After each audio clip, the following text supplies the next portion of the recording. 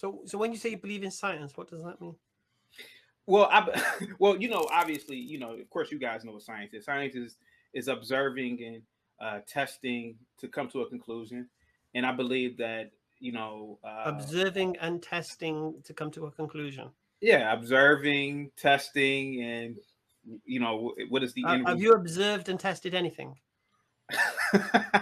Wow, that's a good question. Okay, so When I say information, I'm talking about information written in a book, in a newspaper, on a yeah, computer program.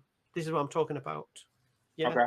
In our human experience, whenever we see something containing information, Hmm. we know there is something intelligent behind that thing. Would you agree? Yeah, I'll agree with Right. that.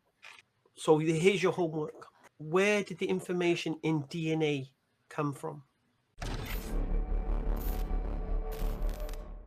Are you a Christian?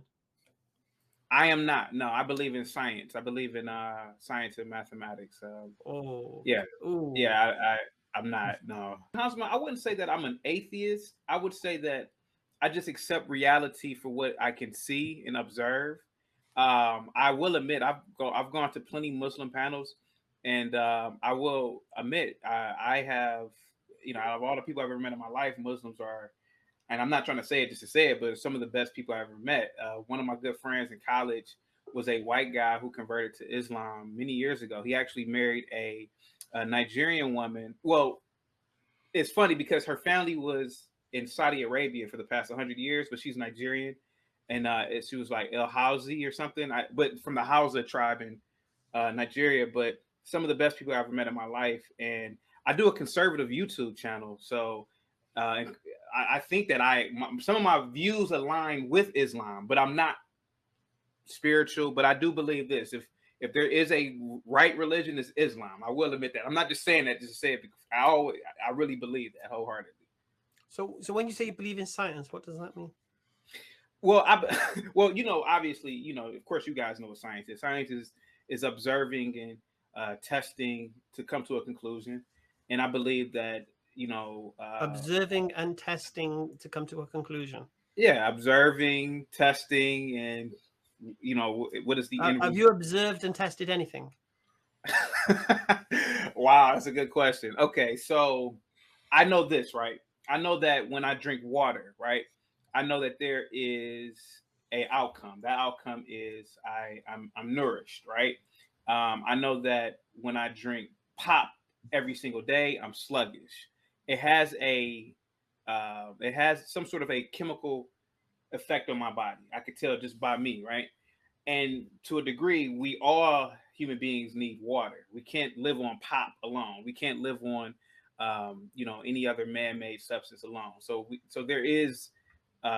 there are aspects of we practice science every day, if that makes any sense, right?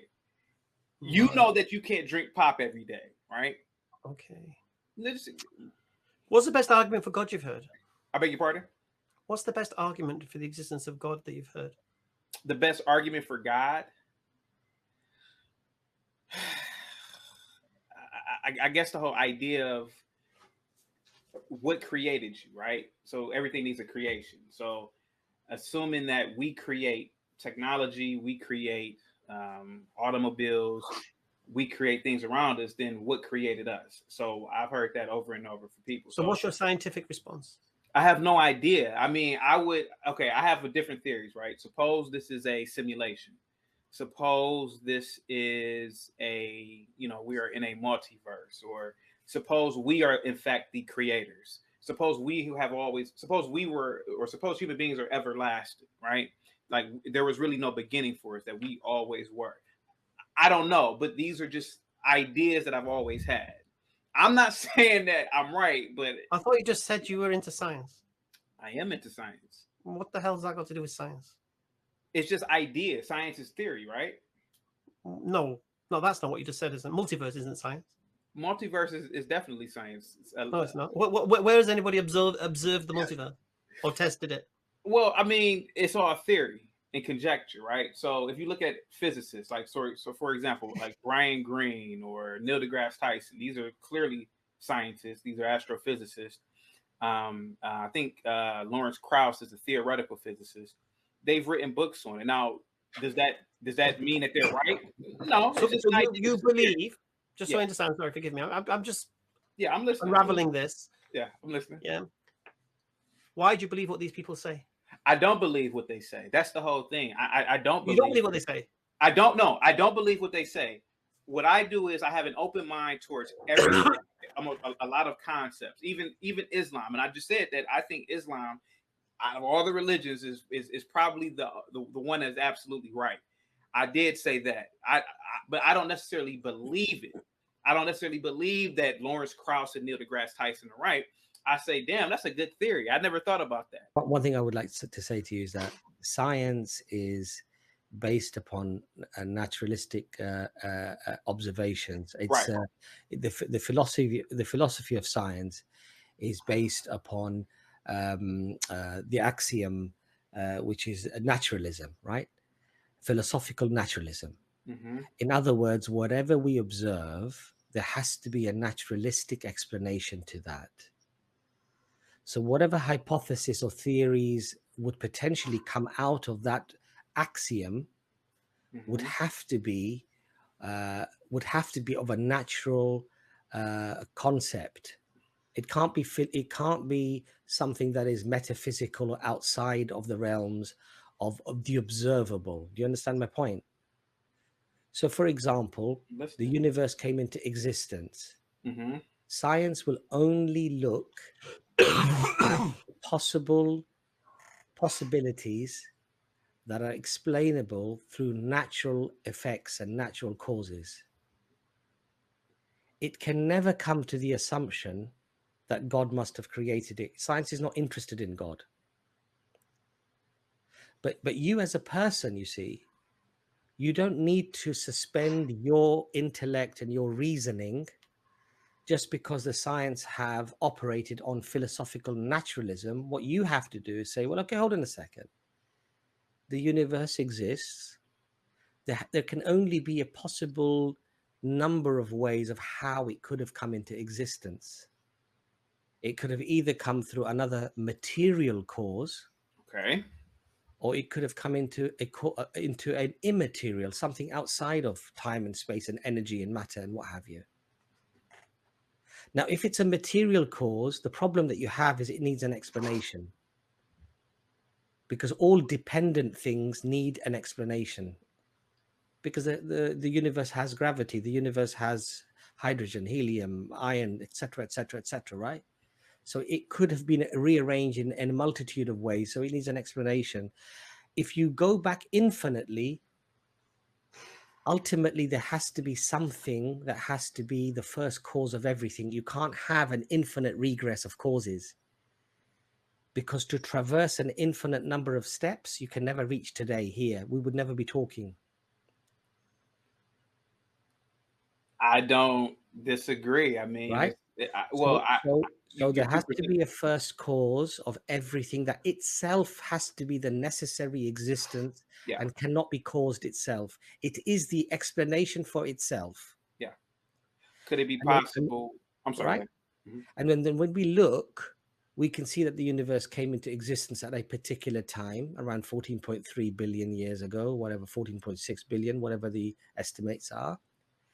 And that we know that it possesses many things within it that are necessary in the most minutiae, most detailed way to even have the possibility for there to be life on this earth or in this universe, a life-giving universe.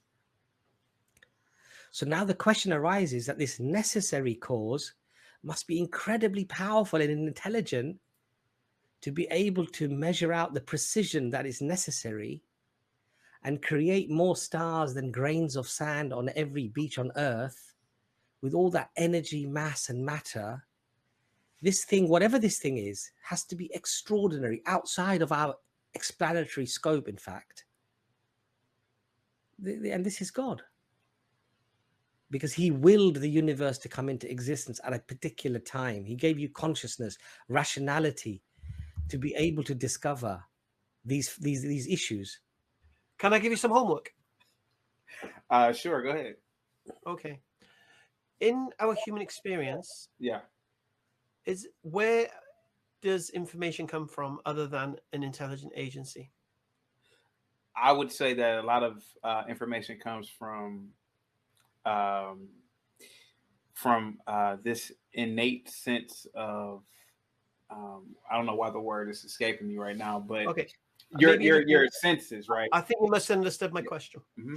When I say information, I'm talking about information written in a book, in a newspaper, on a computer program. This is what I'm talking about. Yeah. Okay. In our human experience, whenever we see something containing information, we know there is something intelligent behind that thing.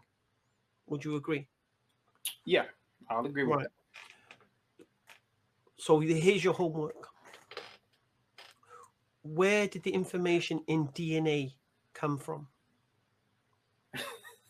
That's your homework. I have no idea, but I'll do that. Let me ask you a question real quick. Okay, let me ask you a question, Houseman. You're going to give me some homework. Wow. Well, no, I was going to ask you a question right quick. Okay, where does intuition come from? Where does intuition come from? That's information. Like, for example, No. Okay, so for example. No, again. Okay. You're not understanding when I say information. There's a difference between coding and data. Okay. Right? You're trying to use information in a data format. I'm talking about in a coding format. Do you understand? No, you lost me on that. What's the difference? Oh, okay. When you read a book, sure, right, the information is not the book. What the information for the book is, the source of that story, article, sentence, paragraph. You know something intelligent has put it together. Now, the data is the book itself, and you're ascertaining when you're reading the pages that this makes sense and whatever. So the point is this: the coding of it behind it. What is the source of that information? Yeah. So the information is what put the words and the words and letters into sentences, into paragraphs, into chapters to make the book. Yeah. We know it didn't make itself. Right. We know it didn't organize itself. We know it's the result of something intelligent doing it. Intelligent agency. So I ask again, DNA within the single cell is information. So we know in our human experience, when we see coding, we know there's intelligent agency behind it. So doing your science, and this is homework, so don't try to answer now. This is, use your science as a scientist to do your experiments and observations and testing. Okay. And give me, and the next, when you come on the perfect storm, it's the first question I'm going to ask you. Where does the information in the cell come from? Cool. So I'll be ready on that's it. Storm. That's on Thursday, all right, dude. Right? All right. And by the way, brother, if you want to email us to ask any further questions, or you'd like to even have a discussion before that, feel free to email us. We can send you out free literature, videos and what have you, for you to sort of refer to a reference, just to give you more of an idea, really, of you know, where we're sort of coming from, really. Absolutely. But, it was a pleasure to have you on. Thank you very much. Yeah. All right, brother. Have a nice evening. Bye-bye. Bye-bye.